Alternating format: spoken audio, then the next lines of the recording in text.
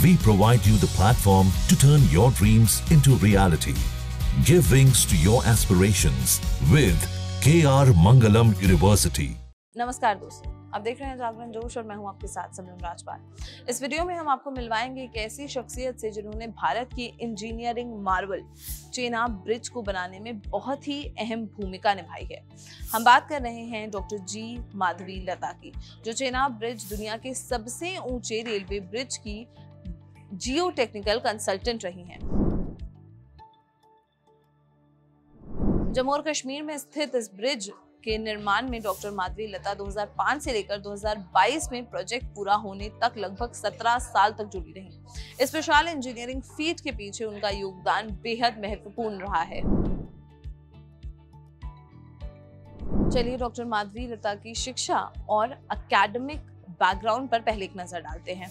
उन्होंने 1992 में Jawaharlal Nehru technological university यानी कि JNTU आंध्र प्रदेश से सिविल इंजीनियरिंग में बीटेक फर्स्ट क्लास डिस्टिंक्शन के साथ कंप्लीट किया।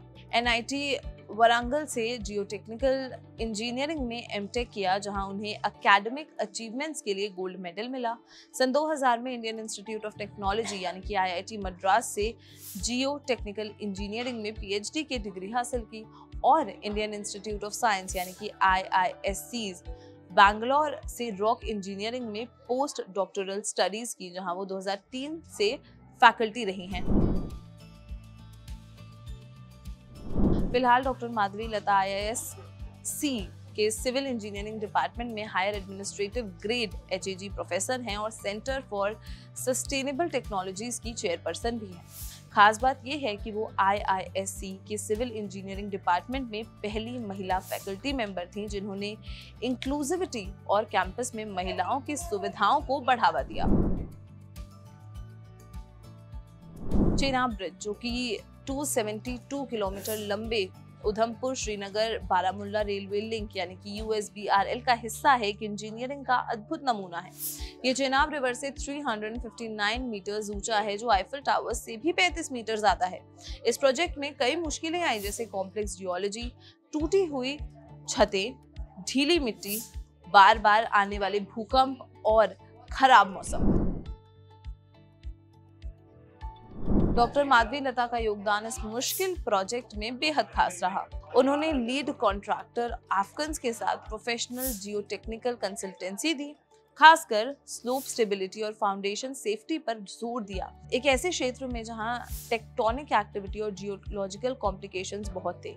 स्लोप्स को स्टेबलाइज करने और ब्रिज फाउंडेशंस को स्ट्रक्चरली इंटीग्रिटी देने के लिए रॉक एंकर, बोल्ट और रिटेनिंग सिस्टम डिजाइन और इंस्टॉलेशन पर सलाह दी। उन्होंने design as you go methodology का उपयोग किया, जहां अनफोर्सीन जियोलॉजिकल कंडीशंस जैसे टूटी हुई छतें, छिपी हुई कैविटीज और अलग अलग रॉक कैरेक्टरिस्टिक्स को देखकर साइट पर ही इनोवेट किया।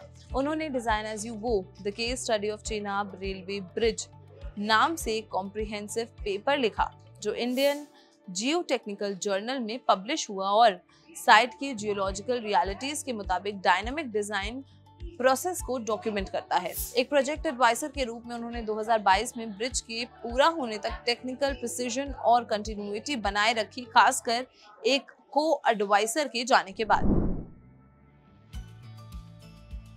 डॉक्टर माधवी लता को उनकी रिसर्च और योगदान के लिए कई अवार्ड्स मिले हैं।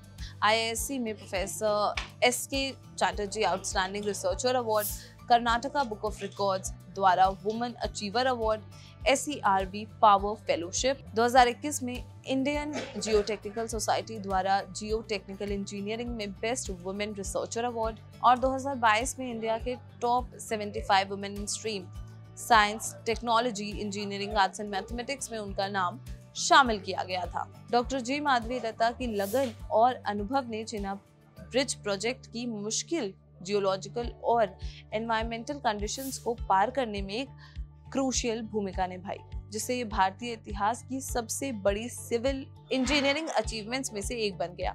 उनका प्रोफेशनल जीवन geotechnical engineering excellence, path breaking research और फीमेल इंजीनियर एडवोकेसी का एक बेहतरीन उदाहरण है। तो चेनाब ब्रिज के कंस्ट्रक्शन पर और डॉक्टर माधवी लता की इस अचीवमेंट पर आपका क्या कहना है, हमें कमेंट सेक्शन में जरूर बताएं। और अगर ये वीडियो पसंद आई हो तो इसे लाइक और शेयर करना बिल्कुल भी ना भूलें। मिलते हैं अगले वीडियो में। नमस्कार।